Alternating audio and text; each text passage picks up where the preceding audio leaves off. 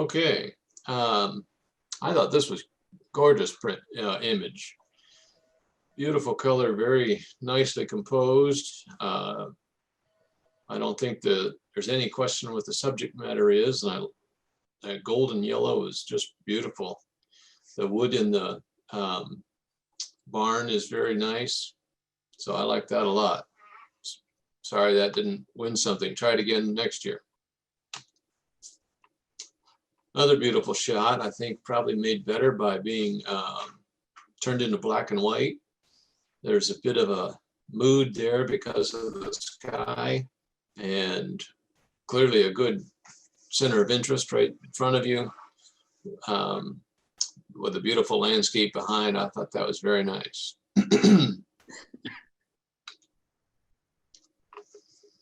Here's a nice image, a lot of beautiful sunset, looks like.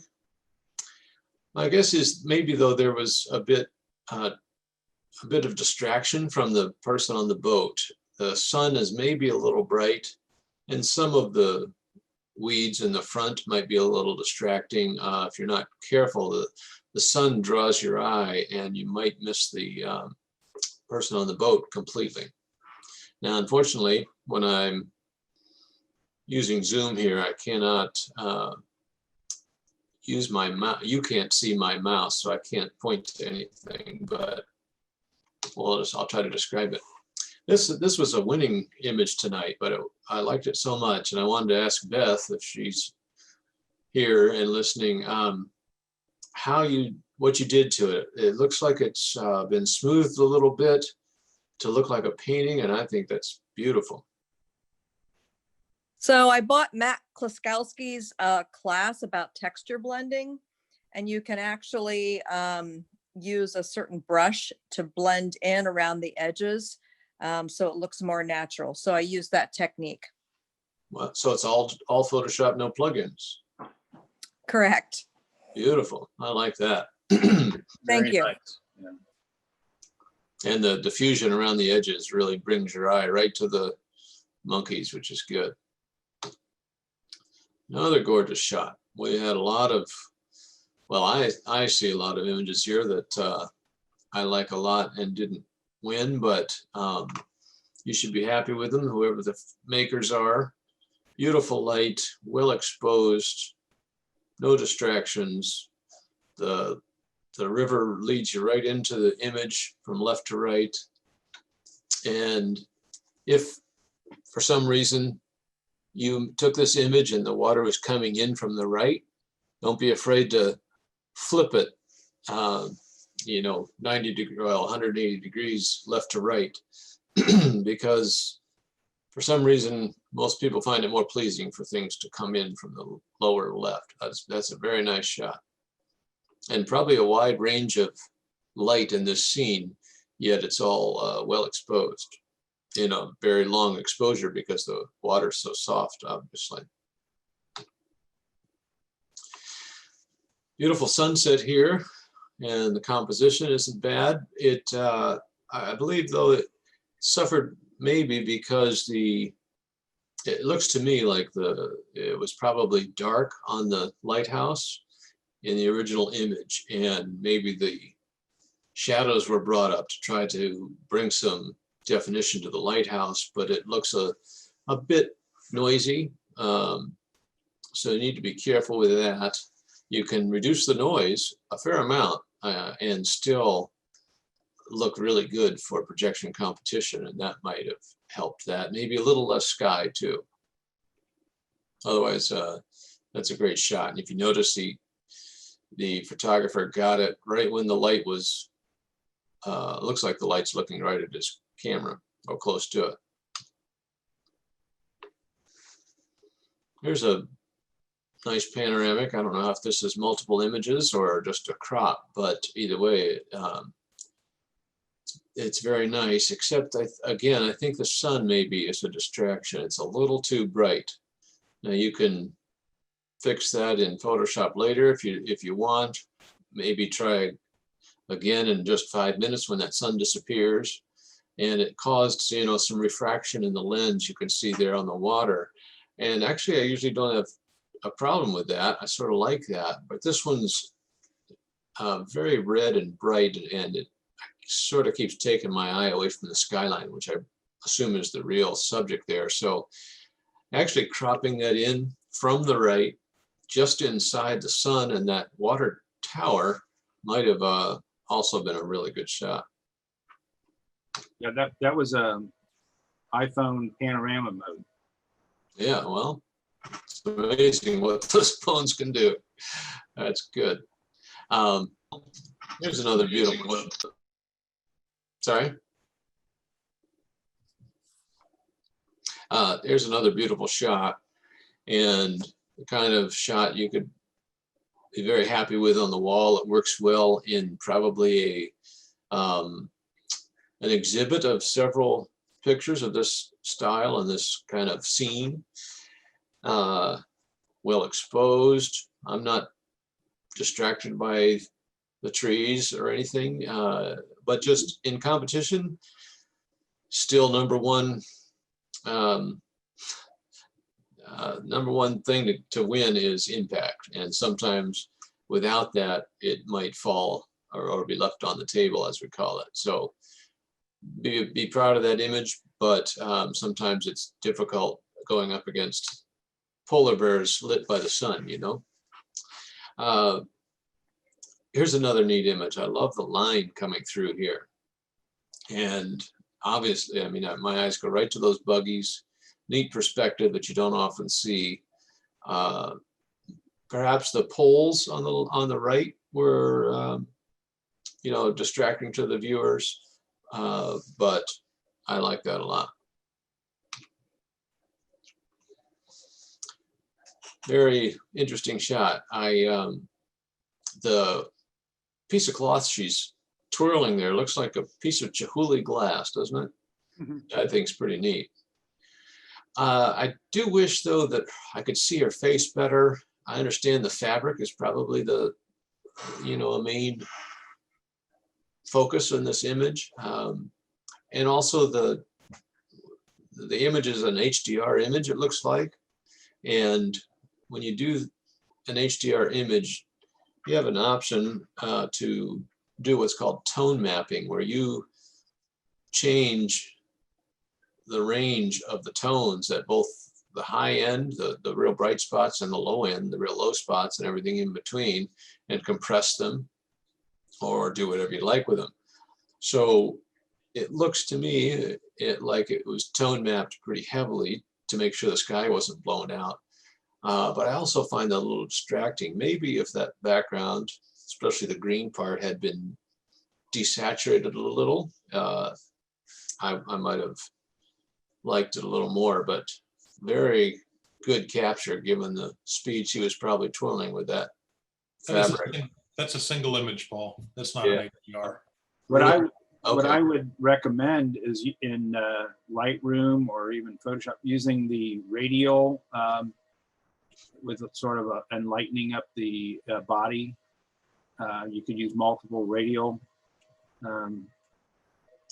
adjustments and change or brush in the lighter tones on her face. I think that would have helped. Yeah, I tried that. There was just nothing there on the face. Well, you got to clearly, you can see the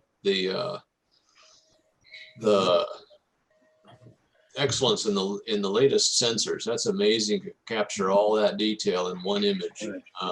So it's just a matter of, you know, how you process each part of it. Yeah, probably could have toned down the green though. Pretty cool. Gorgeous image. I love this. I love simplicity. Simplicity often does very well. What's weird is, I don't know if it's fair, but the tree close to the back end is a little disturbing. I mean, there's a bit of tension it causes that I prefer not to see. And in this situation, all the maker had to do is probably move to the right just a bit and separate that a little bit. Also balance out the image a tad, but still, I think that was a beautiful shot to see that in the fog and composed it like that. It's pretty good. There's another one I can't believe didn't win an image. I'd be thrilled with that image.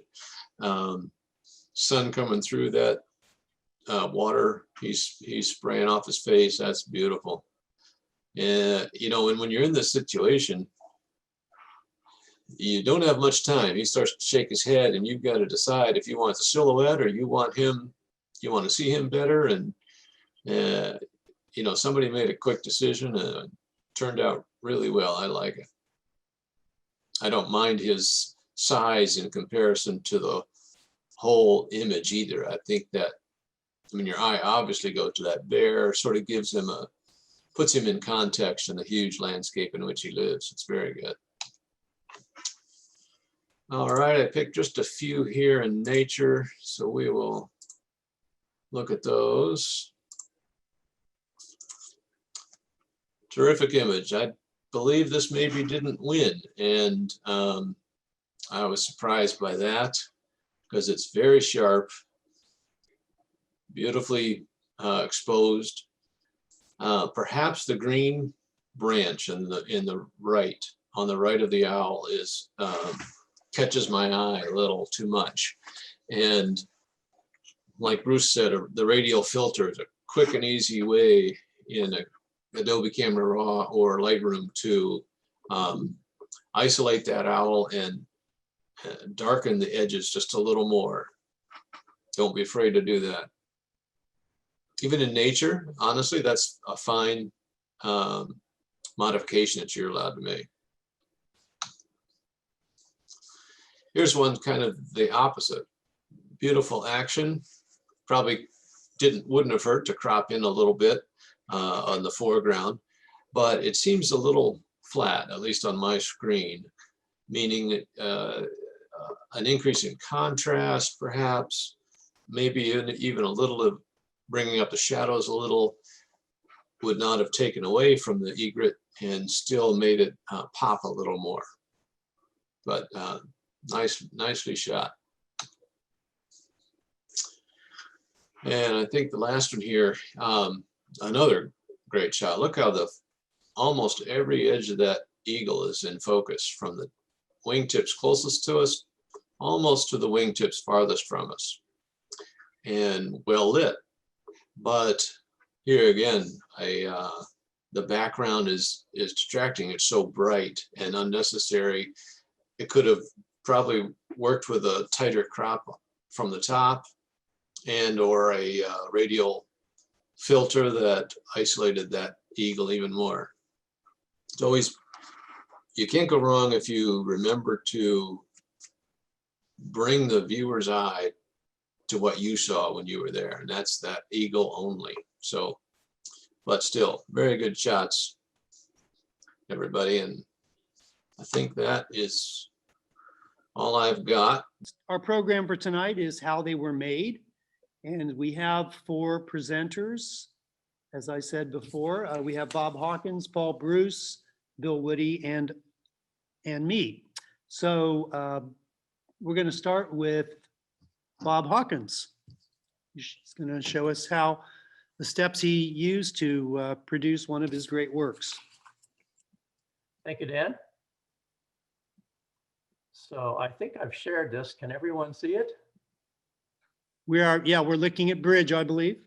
Right. And so this was the one of the images that I submitted tonight. And this was the final view. I decided to have some fun and do something seasonal with jack-o'-lanterns. And so I am no carver, but I found a friend who could do some carving for me. And so he carved these 3 jack-o'-lanterns. I found some nice maple leaves in the park and added a few acorns in front to it, and then added a texture in the background to create this.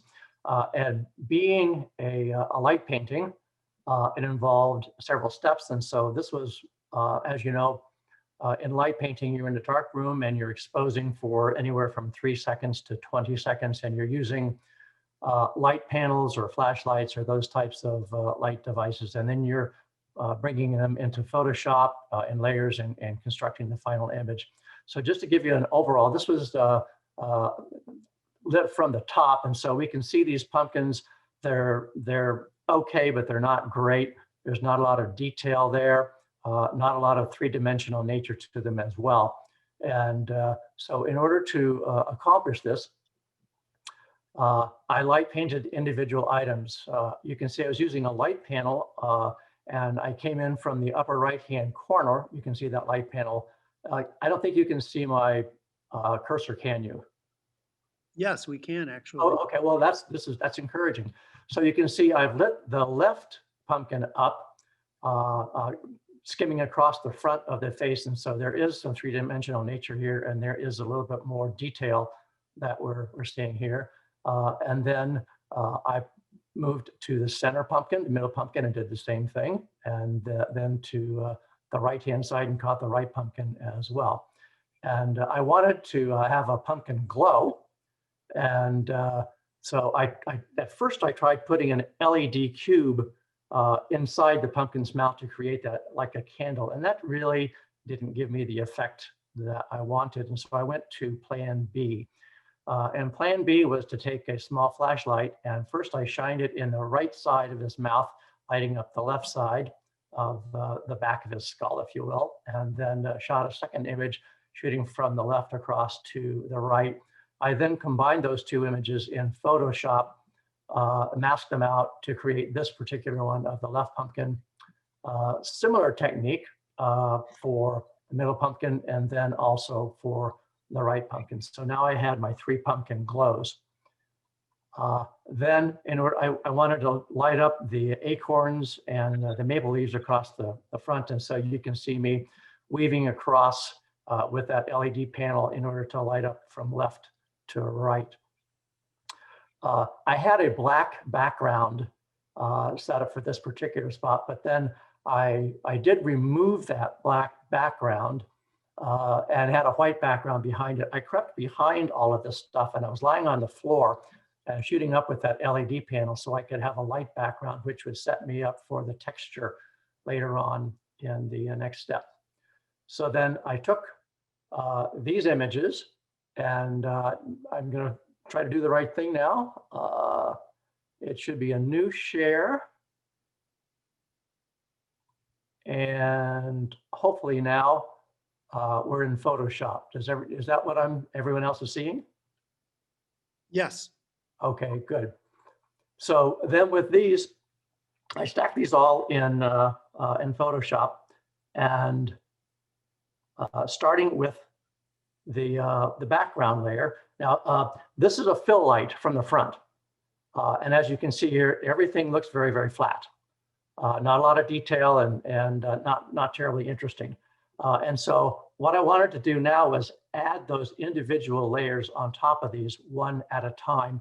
And I was doing this in lighten blend mode, which was very, very important for the effect I was trying to achieve. And so this is pretty bright. I shot everything to the right of the histogram, and that was something else terribly important.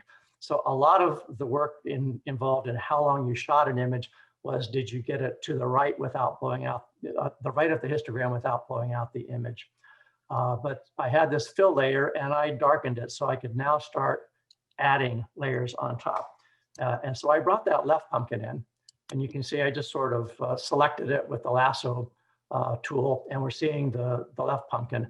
We're seeing this on the right, but I'm going to add a black mask to this, and when I do that, it's going to give us this type of appearance. Now, as you know, when you add a mask and add black to it, it completely obliterates that layer. You can't see anything. So then what I did is I took a Wacom tablet and using 10% white paint, I started on that spot right there. And at 10% white paint, I hit it 15 times, and that brought it up to about as intense as it could possibly be. And let me show you what the mask looked like for this particular image. And you can see there is the mask. And if you see it, look in the very center, it is as bright as that circle can possibly be in the center. And then using ever slowly spiraling out circles and increasing brush sizes over time, I gradually enhanced that so that you see a fall away of light from the very center to the very edge. And that creates the three-dimensional effect that makes this work. I then expanded on that a bit more, and then a bit more as well. I did a levels adjustment on it, and it created the effect I was looking for with that left pumpkin. Now there is definitely detail. There's definitely a three-dimensional type of look that I was hoping to establish. Having done that with the left pumpkin, I then simply moved to the middle pumpkin and repeated those steps and lit him up in a similar fashion, and then repeated that one more time on the right to create the look I was hoping to achieve. I then added the pumpkin glow to the right pumpkin, as you can see, and the pumpkin glow to the middle one, and then the pumpkin glow to the left-hand side. And so the pumpkins were looking okay. I then turned my attention to the acorns. And I used the same exact technique that I used on the pumpkins, only very tiny brushes, slowly expanding the circle so that you could really get a sense for the light coming from the upper right-hand corner and enhancing that, that three-dimensional nature. And I did it individually on each of these acorns, spent some time bringing up the acorn caps as well. And once I was satisfied with the acorns, I then turned my attention to the leaves. And let me pull on up here so that we can get the leaves. And similarly, I lit up each individual leaf along the same line. And so by doing that, we were able to add those in for that particular effect. Let's see now. And then I added the black velour cloth on the table with its folds on top of that. So having achieved that, I added the texture. And to show you the texture, I'm going to go back to Bridge one more time.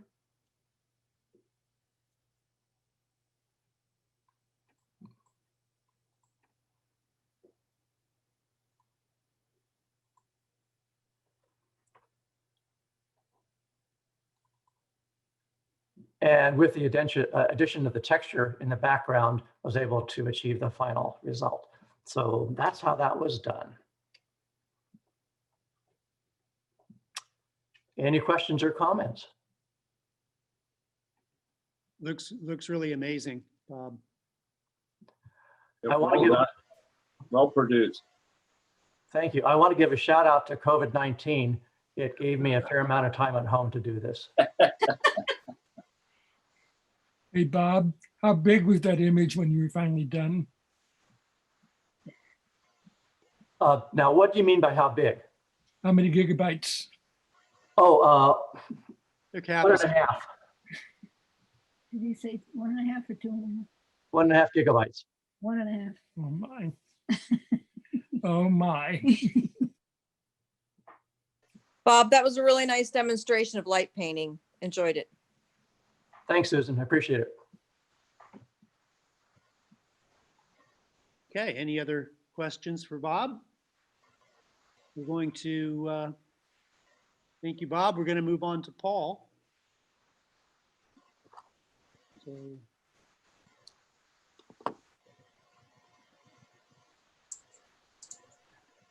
All right, can you see my Lightroom? Yes. Yes. Okay. Let me start with this image, and I use do as much as I can in Lightroom first. So I'll go to the develop module here, and I need to move that. Okay. So obviously I started with a color image, but I knew I wanted a black and white out of this. So I just used Lightroom. And if you're not familiar with Lightroom, you can do the same thing in Adobe Camera Raw. That's all this is with a different interface. So converted it to white, black and white. Now my ultimate goal is to make sure the viewer is focused on this guy and nothing else, and make sure he stands out. So I have some presets I used, and this one's called Deep Blacks. but you can see that it, if you look at the effects over here, you can see it put in a vignette around the edges, which I like. That helps focus your eye towards him. It obviously changed contrast some, and it did that by decreasing the blacks a little bit and bumping up the clarity. Okay, so that's not bad, but I think we can improve it. I hit clarity a little more. You can hopefully see what that does before, after. Makes a lot of things pop. It's the local area contrast that we talk about a lot. Now, often though, when I bump up clarity, you can see over here, it's up to almost 100. But I'm gonna go back and forth again here. You can see the shadows get sometimes too deep for me. So I'll bring up the shadows, and you can see here on the right, I went up all the way, 100%, and we're still not, ruining the picture. Change the exposure a little more to brighten him up, because in the print box, if you sort of need to think about whether it's going to be in the print light box or in the projected, and make adjustments. And so I bumped up the contrast a little, or the brightness a little bit, but I wanted to do a little more, so then I took it into Photoshop. Now, you probably can't see this Photoshop, is that right? I need to change my share. So here we go. Now we're in Photoshop. Can you see Yeah, in there? we do see Photoshop now, yes. Okay. So if you look on the right, he just came in like we saw him. But what I did was add a levels layer to, because I thought this was too dark, but still needed to isolate him. There's a bright spot on the left a little bit, on the right. So I use a dodge and burn layer and burn down or darken the left-hand side over here. Now, this may look, depends on how your screen looks, it may look a little bright. In the final print, it doesn't come out quite like this, but so basically, using levels and a dodge and burn layer is how I try to make sure we see enough of this guy and nothing else. It looks like from here I could have darkened the wall on the right as well, but the print does not look quite this bright. So let me go to another one. And let's try this one. Gonna need to share again. So we're back in Lightroom. And you're seeing Lightroom, Dan? Yes, we are. Okay. So I'm gonna pick this guy. And this started out, oops, like this. So here's the original shot, a color shot. He was sitting far back, far enough away that this is as close as I could get, even with 400 millimeter. But there's just too much here that's totally unnecessary. So I ended up cropping to here. And then I converted it to black and white in Photoshop or in Lightroom. Okay. So then we bring it over to Lightroom. I mean to Photoshop. I'll get it. And comes in looking like this. But I still want to isolate him even more if I can. So first thing I do is take it into Topaz, and I also, oops, let's see if it tells me. Yeah, I did a little noise reduction. I wanted his hair to be smoothed out a little bit. And you can, that actually, I think, helps with the clarity and sharpness a little bit, at least in a print. So I did some work in Topaz Studio with, I probably used Denoise product of theirs. And that looks okay, right? But if we do this, how does that look compared? Yeah. Right? You know, that's what's tough. You can look at this and say, yeah, I see him and he looks great, but try something more and you can always undo it. And that, I believe, helped in the scoring. That really pulls him out. But yet I could see a little of the background without being totally black. And this was another dodge and burn layer. Watch his eyes too. You see the darkness under his eyes? It gets darker right under there. I burned that as well. So hopefully it makes his eyes stand out compared to that. Okay. So that's how we got there. I'll stop if we need to do more. I've got another one, Dan, but we can go on to you and Bill. You've got a few more minutes if you want to do another one. Okay. All Anyone right. want to ask questions? Yeah, feel free to ask questions. Back in Lightroom, let's try this guy. Actually, I guess I can switch back to Photoshop then, because I didn't do much in Lightroom with this guy except make it black and white. And this is how it came in. No, actually I should go back because I didn't, I don't have the original here. Let's see. Well, maybe it's in develop. No, okay. Well, the original, this guy over here on the right was about exposed the same as this guy, okay, in the middle. This is the guy in the middle is the only one I care about. So I darkened him on the right to make sure your eyes went to this guy. But that leaves us with what? That leaves us with this really bright space on the left. There's some kind of,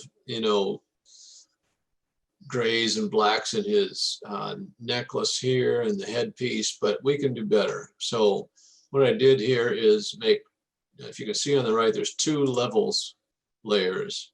This one, you can watch his face. The highlights over here and a little bit on the beads. So I increased the contrast there and on his necklace. Can you see that? Absolutely, yes. Okay, so that helped me bring a little more dimension to his face, but I still wanted to get this down. And so I can't, the methods or the changes I made to his face wouldn't work on this area. So nothing wrong with making a second levels layer, if you look on the right, to make some changes in a different part of the image. And if you look at the mask, there's a white spot in the upper left corner. When I turn that on, you'll see that's all it affects is this area up here. So your eye goes to that white spot until we make it go away, right? So again, just bring down everything but the subject you were taking the picture of, and hopefully that will help. Unfortunately, this didn't win anything, but I'll try it again. I want everyone to feel free to ask questions. You may need to unmute yourself, but I think in this portion of the meeting tonight, it should be a free exchange. So if you have any questions, just put them out there. What's the backstory on the image? The guy in the image? Oh, well, we were at this was in Samburu, Kenya, and there were a bunch of locals that, warriors, they call them, which is any man. As soon as he turns 16, he's considered a warrior and has to go through rituals and so on. But they came and to demonstrate their traditional dance and things. And then afterwards, they let you take pictures, and they were selling, their beadwork, their hand making all themselves. But these guys were so friendly, and And obviously he didn't mind looking at the camera, which I liked. I like when they're looking right at the camera like that. So we had a long opportunity to take pictures of them. It was very cool. Okay. That's it for me, Dan. Okay, thank you, Paul. Anyone else have questions? As I said, we're going to move on to Bill Woody. He's going to show us one of his images and explain how he processed it. Oh dear, I think desktop one. Ah, that works, right? We are now seeing Lightroom. Can you hear me? Yes, yes, we can. Okay, I'm gonna turn all you guys off because I don't need to see you. I'm just gonna talk about the way images come to be. This one's one from the set that Judd showed one tonight. And I thought I'd talk a little bit about the process of shooting. It's kind of knee weakening. This would be the set of all the pictures that we shot in front of the door, maybe even more in front of the door. And then in my count, there's like 1,600 pictures shot in this door and the wind. Now, we're going to see a lot of them this year because, see if this comes up. That didn't work. Let me try it again. In front of this window, we have this picture, which is shot straight on with all this stuff in the background. We have a different view looking at one of the other elevators with the wind coming in that door. We not only had one model, but we had two. So we had different color fabrics, reds and yellows and some blues, I think. So, and there were 4 of us shooting there. 3 of us belonged to a tripod, maybe even 4 of us belonged to a tripod. But you know, the process is very difficult in how we shake all this down until we can really make sense out of it. And I tried to make that go here. Okay, I'm sorry, I'm lost. I can't talk and do this at the same time. There's a whole series of images here of how I went through this. This is like the first image, but if we go over and look at, and this is all going to be Lightroom. I'm not going anywhere else other than Lightroom.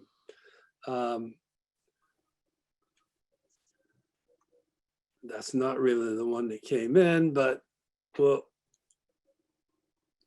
can I do this? Wait a minute. I'm out. I think I've lost one. This is the original image. Okay, and it's shot to preserve the highlights outside. And let me just speak to that, because if I take the highlights up to 0, there's where they came in out of the camera, and they're very close to 100%. It might even been a flash in a camera. So here you see my import offsets that are applied to all images that come in off my D800. The highlights are down, the shadows are up, and in this set we would probably find, doesn't have it, noise reduction at about 30. Okay, so that's the way my images come in, and the first thing I do is crop. And if I can see, I changed something, so I've lost it now. So we're going to develop this image. Okay, because once you change something where you've been, you lose the history. Okay, so I cropped it about like this. I wanted some room in front of her. One of the real key things about this image for me was this hand, that hand right there. Can you see my cursor? Yes, we can. Great. And I probably put a little extra in the background to put this in down here. And in the final image, I'm a little disappointed that I didn't have more green, except, you know what I did to it, right? I moved it, and it's a virtual copy. The first thing I did to it was convert it to black and white. I managed the black and white conversion with the colors of gray, the blues, the reds, and the orange most important. And what I finally decided on this image, Paul, is I wanted it to be silhouette. And it just seemed to fit the image for me. And so the next series of stacks were brush strokes that brought the sky in quite a bit. I did some other things here that at the moment I don't understand. Lots of brush strokes. And then I exported it to Photoshop. Now I don't do tonal adjustments in Photoshop, period. I do all of the tonal adjustments in Lightroom. However, I will do adjustments, and we can look right here in Photoshop, and you can't see me do it, but all of this went away.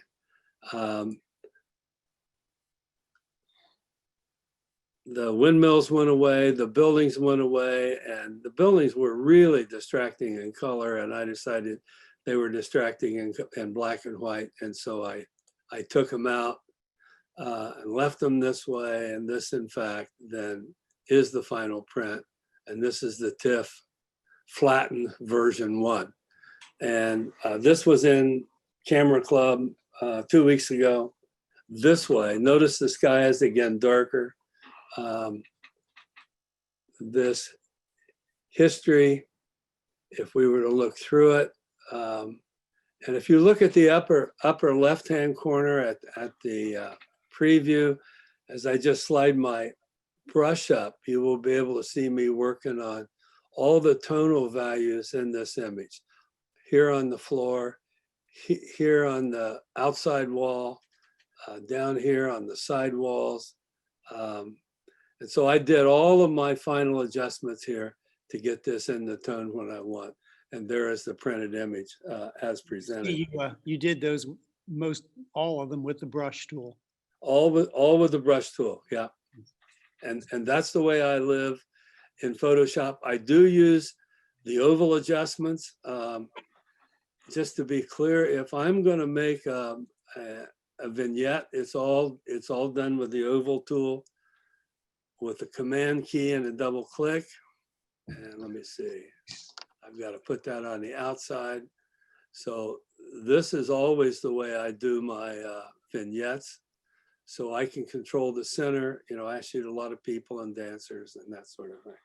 This one, in fact, however, I didn't do that.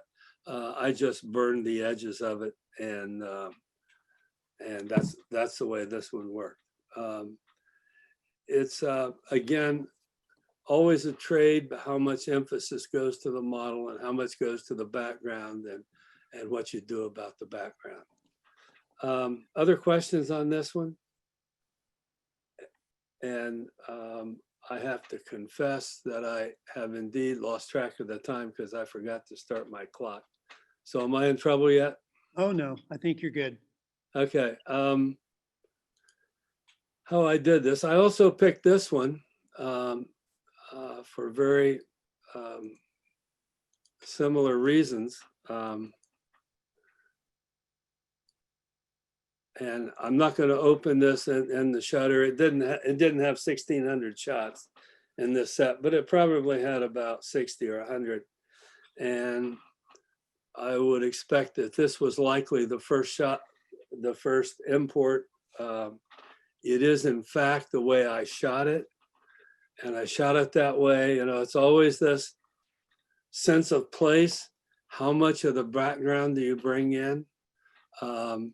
Versus this background versus just having the model. And so I shot it wide because that's the way I wanted it. And in fact, if we went through, here's the import. I did some crops, angle crops.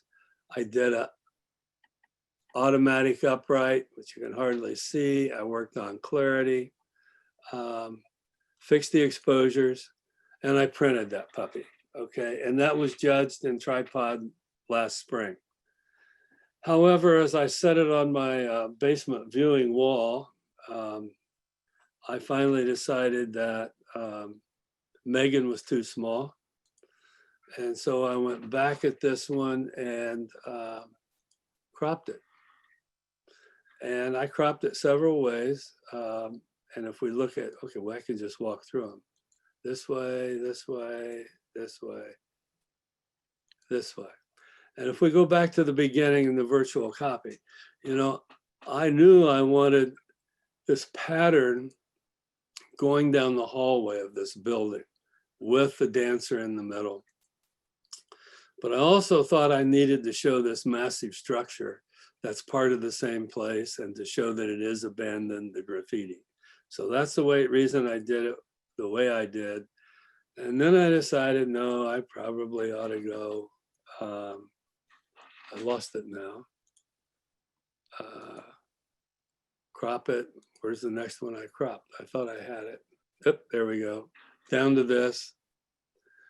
And okay, then it was here. Not there, there, there. Yeah, this is a Neff copy too. So this was re-imported. It was a virtual copy, converted to black and white the way Paul described. Notice the crop I picked where it's not cropped so tightly here, but a little further back. I had a lot of brush strokes, and you'll see somewhere up here I made a print. And then, see if I can find this. Oh, I got to look at the top. Okay, here's where I ended up the crop and talk a little bit about, notice down here is this, do a little gardening, clean up the weeds. There were more spot removals. Did you see them go away in here, back in here? So some of that was going on. I didn't do much of it. More clarity, more contrast. Highlight on the exposure adjustment, and those were local. I printed it, said, nah. I came back in, I darkened it, and then I started brushing on the floor, brush on the floor, brush on the floor. And again, this time, which is out of character for me, that's the final print. And there was a lot of burning and dodging in the fabric to get it where I wanted. A lot of burning and dodging on the foreground after I had made a print. And all done in Lightroom. I will go to Photoshop these days, mostly if I want to take out or add something to an image in terms of pixels. But exposure adjustment, contrast adjustments, locals, noise is all in Lightroom. I do have topaz noise reduction and sharpening. And with some candor, the noise reduction in Lightroom right now never ceases to meet my needs. I mean, it always smooths it out. Now I do two things to reduce noise on portrait kind of things. I do the detail setting that I showed you before, and we didn't do it on this image, but it's set at 28. And if I have more noise, I'll bring the clarity down and the texture down to about 40. And I'm ready to defy anybody to find noise in my images. You know that this one's cropped. I'm going to take it to 300%. And it's basically noise free. It was shot at 1400 and has not much done in terms of exposure. So it's pretty good. At least it meets my needs. Questions on this?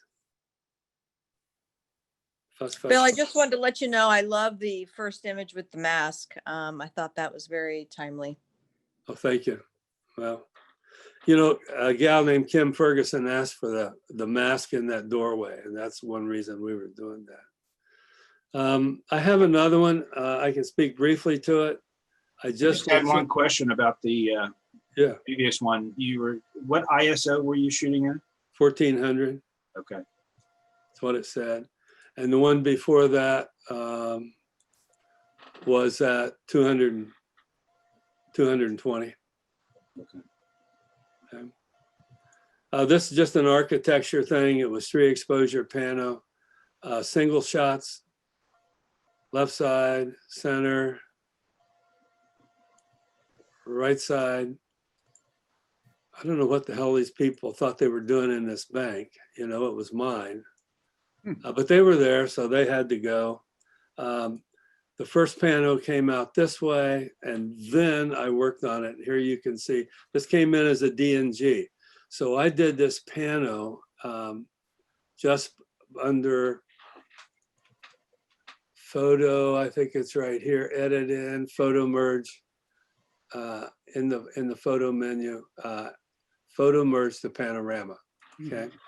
Now there's a little distortion in the arches if you look. So here's the original arch and here's the way it is, the way it came out of Photoshop. Didn't really bother me.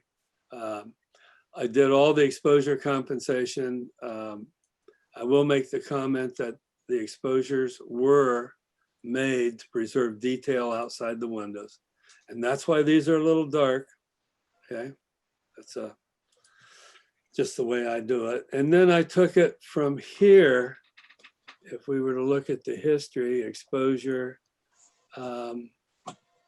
this one's edited in Photoshop. It came back from Photoshop. Most of the people are gone except for his pants, so it went back to Photoshop. I did take out this bright thing in the foreground because that's pruning in my garden, weeding, I guess. And this was the final shot. Oh, by the way, if you watch, the pants of the guy on the right went away right there. And you use Photoshop to do that removal? Yeah, I did. So I went into Photoshop and used either the clone tool or and most likely the content aware fill. Whatever is easy. All those little tools right together, just get them out of there. Okay.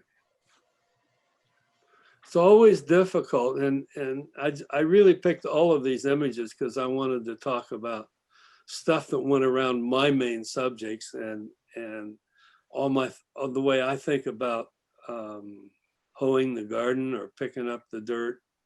I do some, not a lot. Some people like to do a lot. They really like things clean.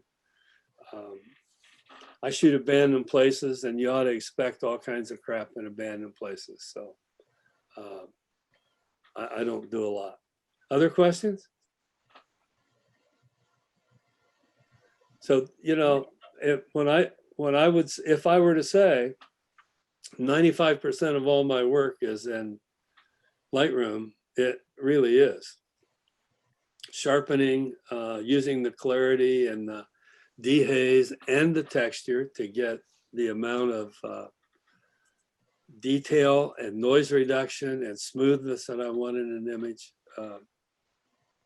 I can pretty much do it to what it is I want. And so that's where I'm working these days. If I've got pixels that have to go, like taking the cautionary thing out of this, you know, do it in Photoshop. Got to take the people out, do it in Photoshop.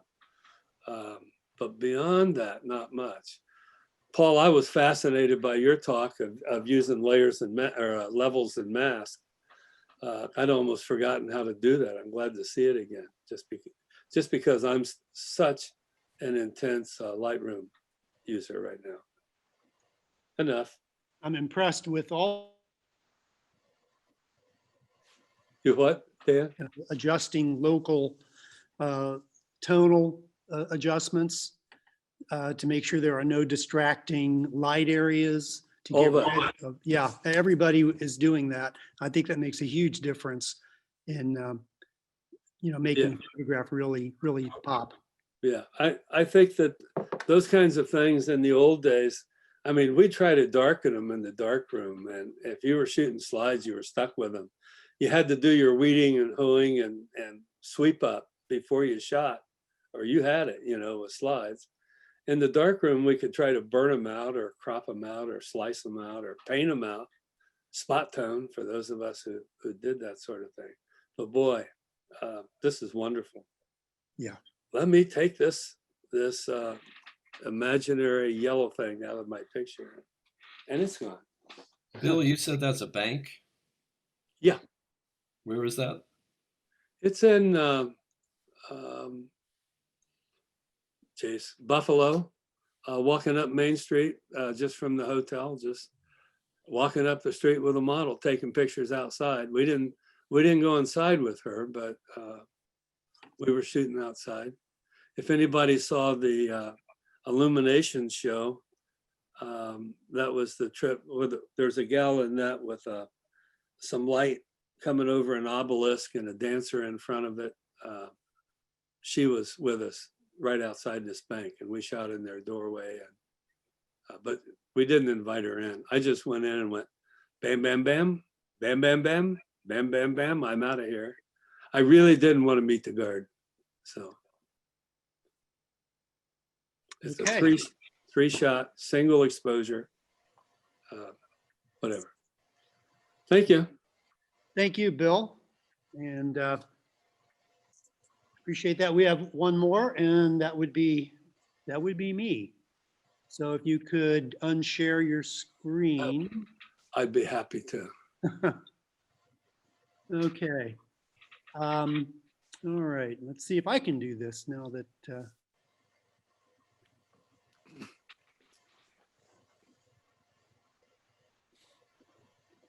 All right. Let me start with this. This is a little yellow warbler. And I think my presentation is going to end up being a commercial for Topaz, Denoise AI, and Sharpen AI, because what I've been doing since I've gotten those two applications is going through my collection and harvesting all the ones that I've rejected over the years because they just weren't sharp enough. So I took this in May of 2016 at McGee Marsh, took it with my Canon 7D Mark II with a 500 millimeter lens and a 1.4 teleconverter. The 7D Mark II is a crop sensor, so I had effectively 1,120 millimeters of telephoto. The 7D Mark II has a slight noise problem. I took this at ISO 800. So when I looked at, here's the original image. When I looked at this original image, it just did not have the sharpness that I thought would do well in tripod. And I see my having a little trouble. You can take my word for it. It's just a bit soft. And for that reason, I just rejected the image until I got the Topaz tools. And so what this was the image as it came out of the camera. And I'm going to go ahead and crop it first. I will just tell you that what I did in Lightroom was I did use the radial tool to brighten up that bird a little bit. And I, of course, cropped it the way you see it. I don't know if you can see that got a lot of noise. We've got really a pretty fuzzy picture. So when I take this into denoise, I like to use the automatic setting on denoise. I've usually found that works really well. It is now generating a preview. Fortunately, though, I did save the another file that where I had used denoise. And let me zoom in on this. So this is before denoise, and this is after. I don't know if you can tell. Can you tell a difference? This is before denoise, and this is after.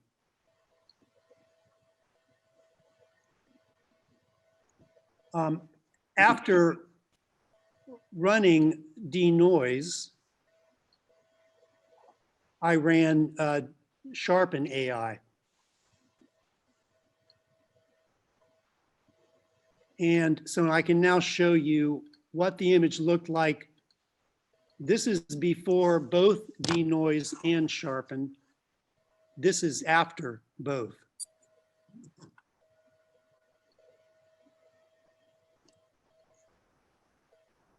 Are you able to tell the difference? Yes.